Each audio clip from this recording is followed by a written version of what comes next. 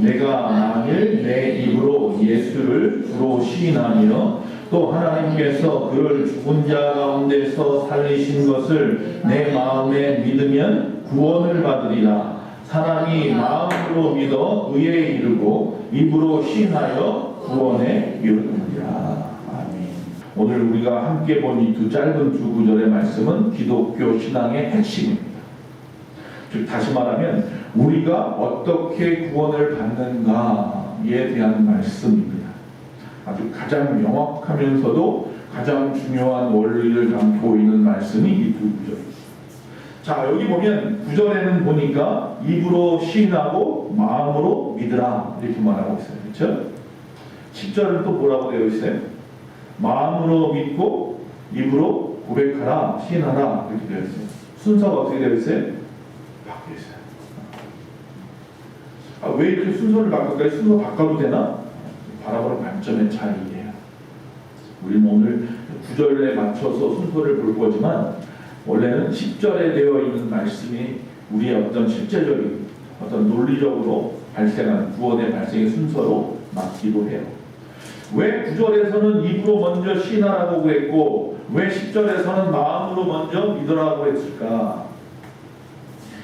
이 앞에 8절에 보면요, 이 신명기의 말씀, 신명기 30장 14절 말씀을 갖다가 풀었어요. 다시 말하면 이 내 입 앞에에 말씀이 와 있다, 복음이 와 있다. 그러니 그것을 믿음으로 받아들이라 라고 되어 있거든요. 그래서 그 말씀을 그대로 연결하려고 하니까 먼저 뭐가 나와야 돼요? 입으로 고백하는 게 먼저 나와야 돼요. 그리고 난 다음에 마음으로 믿어라 라고 말하는 거예요. 그런데 10절에 가서 그게 왜 뒤바뀌었냐면 우리가 이 안에서 바깥에서 말씀이 복음이 우리에게 들어올 때 입으로 와서 마음으로 왔다라고 표현하고, 그런데 사실은 우리가 보면 우리가 이 마음으로 믿어야 내 입으로 시인을 하거든요. 그래서 순서가 좀 다르죠. 그러나 우리는 그냥 구절에 맞추어서 좀 말씀을 보려는 것 뿐입니다. 이게 히브리적인 사고에서 나오는 거예요. 이것을 강조하기 위해서 순서를 좀 바꿔서 다시 또 이야기하기도 하는 겁니다.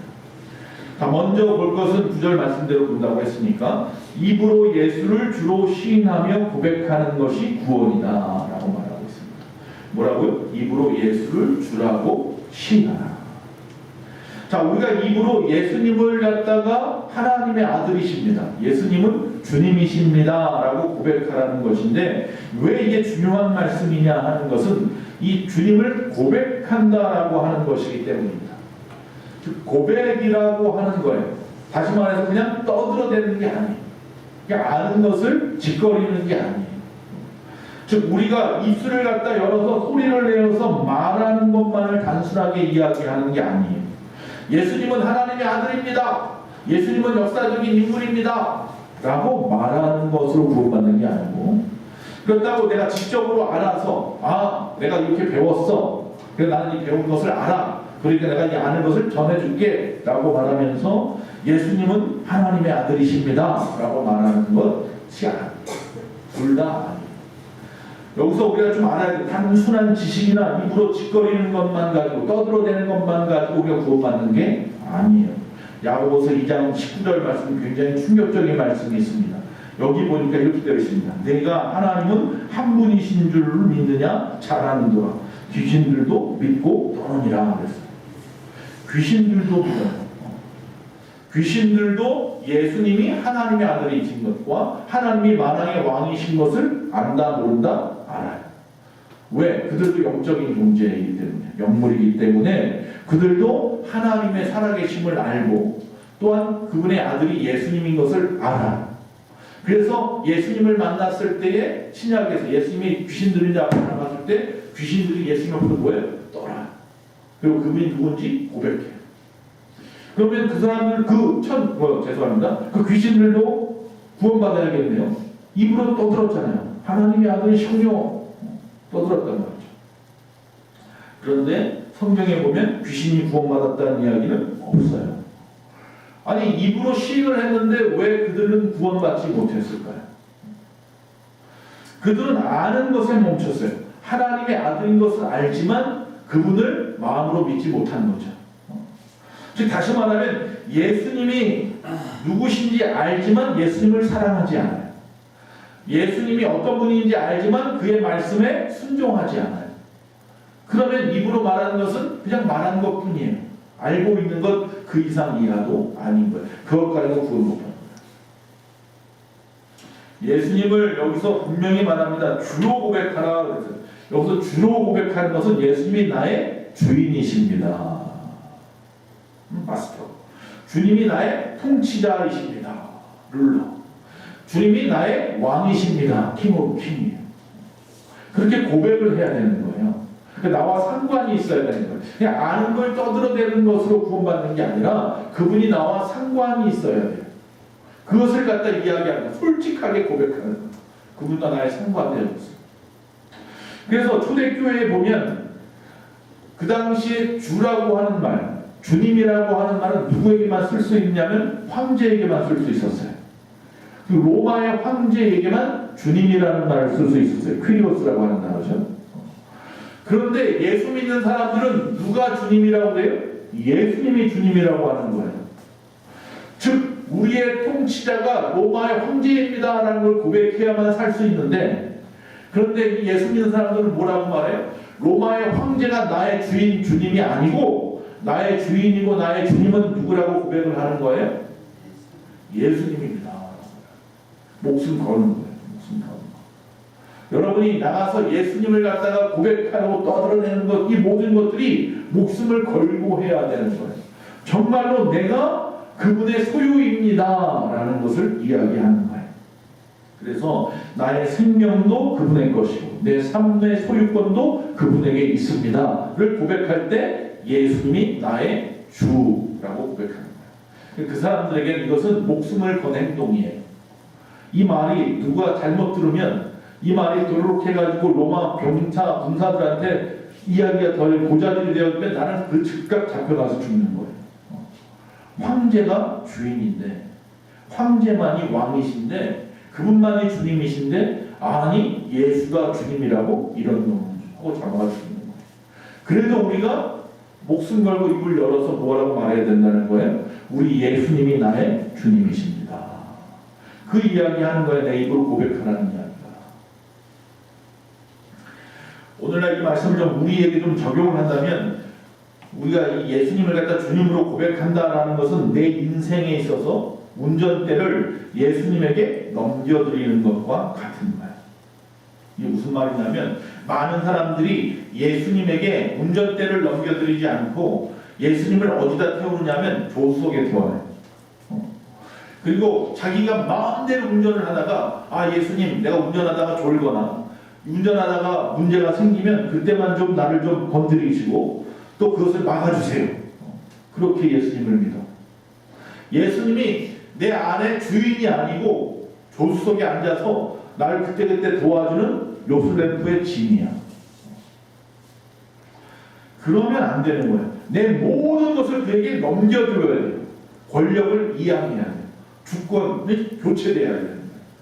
다시 말하면 새로운 당의 대통령이 세워지면 모든 권력이 새로운 당의 대통령에게 넘어가는 것처럼, 이제까지는 내가 주인이었는데, 지금까지는 내 삶의 운전대를 내가 지고 있었는데, 이제 그분에게 나의 모든 정권을 이양해 주면서 운전대도 그분한테 맡기는 거예요. 그래서 어떻게 해요? 당신이 가는 곳에 가고 당신이 멈추는 곳에 멈추겠습니다 라고 고백하는 거죠. 그게 주님이 나의 주인이라고, 예수님이 나의 주님이라고 고백하는 거예요. 할렐루야. 참된 고백이 우리의 입술에 항상 있기를 바랍니다. 그래서 예수님이 제자를 세울 때 뭐라고 말합니까? 나를 따라오려거든 이라고 말하면서 첫 번째가 뭐냐면 자기를 부인하고, 그래서 자기를 부인하고. 자기를 부인한다라는 말은 앞에서 말한 것 같아요. 정권을 교체하는 거예요. 권력을 그분에게 넘겨주는 것을 말하는 거예요. 나를 내려놓고 라는 거예요. 운전석을 넘겨드리고, 그리고 자기에게 주어진 사명의 십자가를 지고 순종하면서 따라가는 게 제자야 라고 말하잖아요. 이 자기를 부인한다 할 때 부인한다는 말은요, 아파르네오마이, 다시 말하면 이 말의 뜻은 뭐냐면 관계를 끊어버린다, 모른다고 거절하다, 이런 뜻이에요.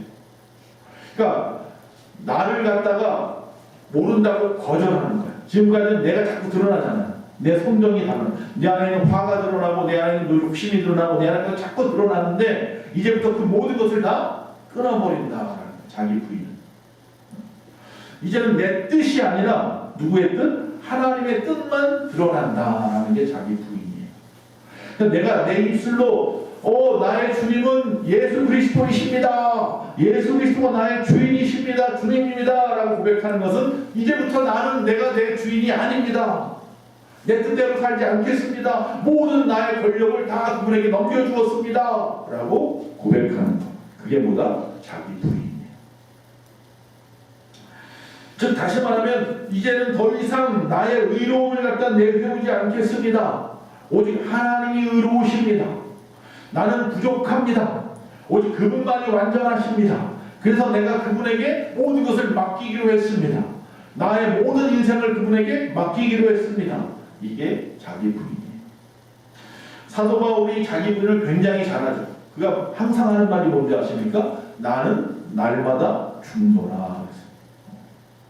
죽으면 끝인데 사도 바울이 나는 날마다 죽노라 라고 하는 이 말은 뭐예요? 내가 누구로 다시 살아나는 거예요?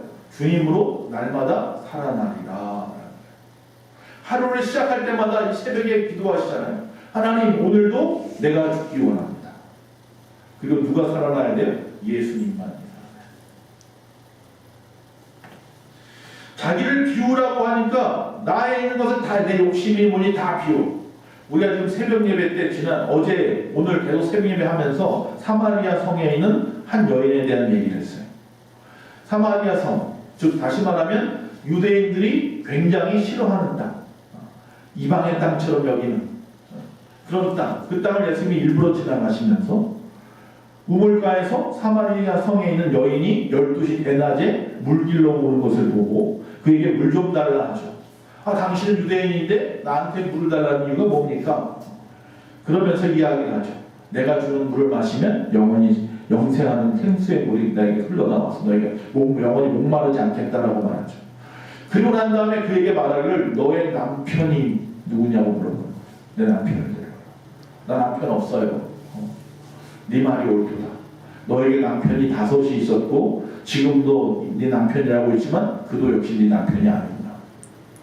네가 왜 12시에 물을 길러 나왔는 근본적인 이유를 알아보니 창피해서잖아요. 5번이나 이혼을 하고 6번째 남편을 데리고 있지만 역시 마찬가지로 문제가 되니까 창피해서 나가지 못하는 거죠. 왜 나가지 못하느냐? 근본적인 것, 그 남편의 문제를 해결해라. 남편은 우리 이 땅에서 욕심이라든지 권력이라든지 어떤 우리의 권력이나 권위나 어떤 명예나 어떤 이성이나 세상의 물질이나 돈이나 이런 것들이잖아요. 근데 그런 것들이 내 주인인 것처럼 내 남편인 것처럼 생각했는데 그걸 가지고는 안 된다는 이야기잖아요. 너희 말이 옳다. 지금의 남편도 네 남편이 아니야. 그제서야 예수님이 메시아로 부르는 내 안에 있는 걸 다 비워야 돼. 내 안에 있는 첫 번째 남편도 두 번째 남편도 세 번째 남편도 다 비워버리셔야 돼. 근데 비워놓고 말아버리면 성경에 보니까 내 안에 있던 귀신이 떠나가니까 그것을 그냥 비워놓으니까 군대 귀신이 왔다고 그랬잖아. 비워놓고 그냥 되면 안 돼. 거기 누가 와야 돼? 주님을 모셔야 돼. 주님이 내 안에 계셔야 하는 거죠. 이게 자기 부인. 그래서 부인, 이 복음이라는 것은 뭐냐면 내가 내 삶에서 주님을 모셔드리는데 주님을 손님으로 모셔드리는 게 아니라 집 주인으로 모셔드리는 거예요. 자, 이제 이 말씀을 이해하고 알았으면 이제 내 마음에 믿어지면 고백합시다. 제가 하나씩 말할 테니까 따라서 고백하십시오. 여러분 입술로 뭐 하라고 했어요? 시인. 정말 예수님이 나의 주인이심을 시인해야 됩니다. 하나님, 크게 하세요. 하나님, 저는 제 인생을 내 마음대로 살았다가 내 마음대로 살려다가 망가뜨린 죄인입니다. 저를 불쌍히 여겨 주옵소서. 이제 제 뜻과 제 욕심을 내려놓습니다. 제 뜻과 제 욕심을 내려놓습니다. 예수님을 나의 주인, 나의 왕으로 인정하고 나의 왕으로 인정하고 모셔드립니다. 당신이 원하시는 일이라면 비록 그것이 제가 원하는 길이 아닐지라도 무조건 순종하겠습니다. 할렐루야. 고백해요. 자꾸 입으로 신하죠. 그 차이를 잘 알려주는 사건이 우리가 잘 아는 젊은 부자 관리가 예수님을 찾아와서 제자가 되겠다고 합니다. 어떻게 구원을 받고 영생을 얻느냐고 물어봅니다. 여러분, 율법도 잘 지키는 청년입니다. 도덕적으로도 사회적으로도 성공한 사람이었습니다. 그런데 영생을 얻고 싶어서 예수님 앞에 나왔습니다. 근데 예수님께서 굉장히 급진적인 이야기를 하십니다. 자, 누가복음 18장 22절 다 같이 읽겠습니다. 시작. 내게 아직도 한 가지 부족한 것이 있으니 내게 있는 것을 다 팔아 가난한 자들에게 나눠주라. 그리하면 하늘에서 내게 보화가 있으리라. 그리고 와서 나를 따르라. 여러분, 이 말씀을 오해하면 안 됩니다. 예수님께서 전 재산을 기부해라 그래야 구원받는다 이런 말씀 아니에요. 어떤 기부 자선의 교리가 아니에요. 구원을 돈으로 사는 것처럼 생각해도 안 되는 겁니다. 예수님이 이렇게 말씀하신 진짜 목적은 뭐냐면 앞에 말하는 거예요. 주권 테스트예요. 주권 테스트. 나의 권리가 누구의 것이냐라고 물어봅니다. 여기 나와 있는 청년의 마음 깊은 곳에서의 진짜 주인은 누구예요? 물질이에요. 세상 거예요. 세상 거. 이 저희 주인이 즉 그 안에 우리 주님이 예수님이 주인이 되지 않으면, 하나님이 우리 가운데 계시지 않으면 절대 영생은 없어요. 그래서 예수님은 정말로 그 사람이, 그 청년이 정말 열심히 율법 지키고 열심히 살아가는, 도덕적으로나 뭐 부족함이 없이 살아가는 걸 보고 정말로 구원받게 하고 싶었어요. 그래서 말씀하시는 거예요. 네 안에 있는 아직 네 주인 삼고 있는 그것만 빼내면 주님이 너 안에 주인이 되실 텐데. 근데 이 사람 어떻게 해요? 고민하면서 근심하면서 떠나가면서 못 버려요. 그거 못 버려요. 주님이 절대 나에게 주인 되기가 힘들어요. 돈을 의지하고 살았는데, 돈에서 안정감을 느꼈는데, 돈이 나의 삶의 전부인 것 같았는데 어떻게 그걸 버립니까? 어떻게 그 세상 욕심을 버린단 말입니까? 내 삶의 왕자에, 내 삶의 그 가운데 중심에 돈을 갖다가 가지고 있어요. 물질을 가득, 세상 욕심이 가득한데 이거 내려놓지 못하고는 구원은 없어요. 주님이 우리 가운데 계실 수 없기 때문에 자기를 부인할 의지가 있는지 주님이 테스트하시는 거예요.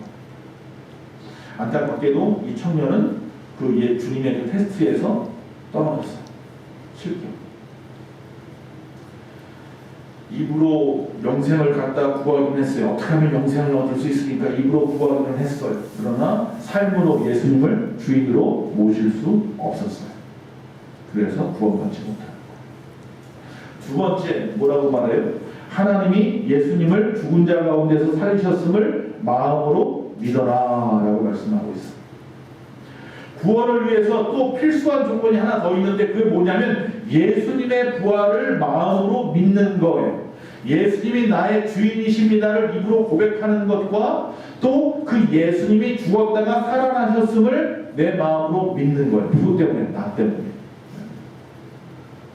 그런데 우리가 보통 하필이면 십자가의 죽음이 아니라 부활을 믿으라고 말하고 있네요. 십자가 없는 부활은 없습니다. 즉 부활을 믿는다라고 하는 것은 예수님의 십자가 죽음이 실패가 아니라 예수님의 십자가의 죽음이 그가 부활하심으로 말미암아서 우리에게 완벽한 구원을, 완벽한 영생을 허락하셨음을 갖다가 고백하는 거예요. 하나님이 완벽한 제사를 받으신 거예요.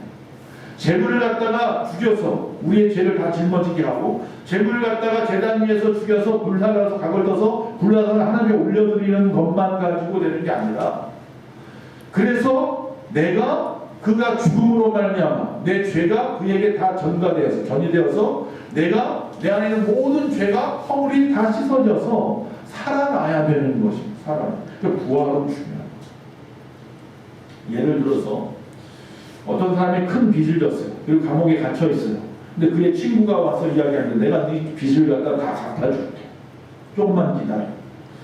한참을 초조한 마음으로 감옥 안에 있었어요. 그런데 소식이 없어요. 빚을 갚았는지 안 갚았는지 모르겠어요. 근데 한참을 있다가 그 청년이 누구를 통해서 자기에게 연락을 하는 거예요. 그 연락을 온 사람 폰에 보니까 영수증이 들려있어요. 그게 뭐예요? 다 갚았다는 사인이 있는 영수증. 그래서 나오라 해서 그 감옥에서 이 청년이 자유함을 얻어서 나왔어요. 아, 내 친구가 값을 치러서 내가 다시 살아났구나. 알고 봤더니 그 친구가 자신 때문에 대신 죽은 거예요. 그래서 내 죄를 속죄하며. 그게 누구예요? 예수님이죠. 세상의 법은 그럴 수 없어요. 그렇죠? 내가 죄를 졌는데 아버지가 대신 죄를 지겠습니다 하고 대신 감옥에 갈 수 있어요? 없어요.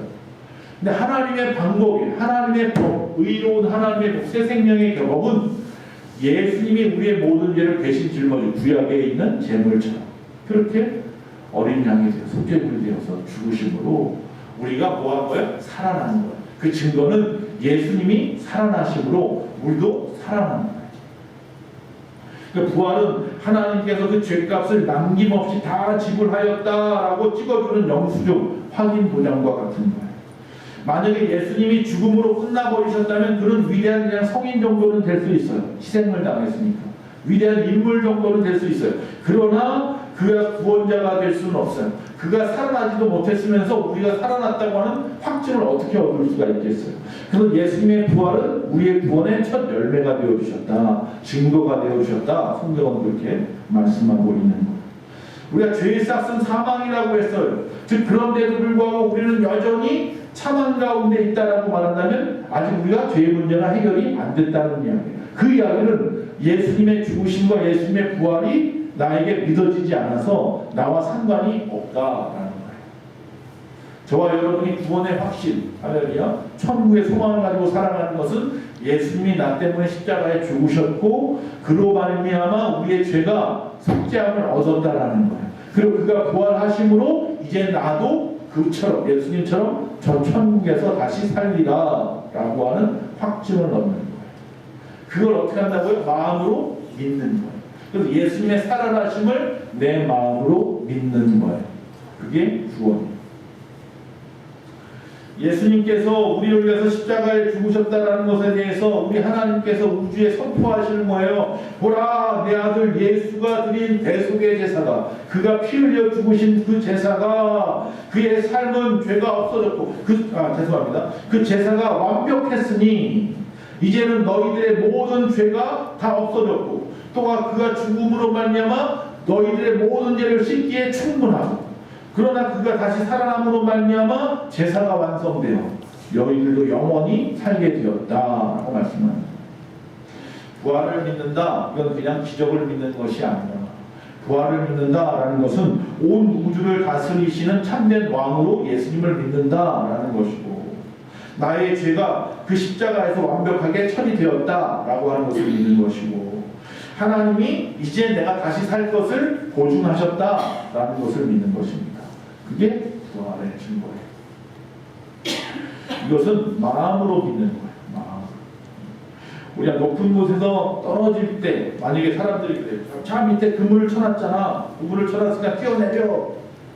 그러나 사실 쉽지 않아요. 머리로는 알겠는데 이 몸이 움직이지 못해요. 무서워서. 확신이 없단 말이죠. 근데 여기서 마음으로 믿는다는 건 뭐예요? 전적으로 신뢰하는 거예요. 관계가 회복되기 때문에. 제가 언젠가 얘기했죠. 나이아라 폭포 앞에, 큰 폭포 앞에 외주를 하나 놓고 서커스 하는 어떤 사람이 막 서커스를 해요. 내가 저기까지 갈 수 있을까요? 네, 갈 수 있습니다. 내가 사람을 업고도 갈 수 있을까요? 네, 갈 수 있습니다. 그럼 누구든지 나와서 내 등에 업히십시오. 아무도 못 나와요.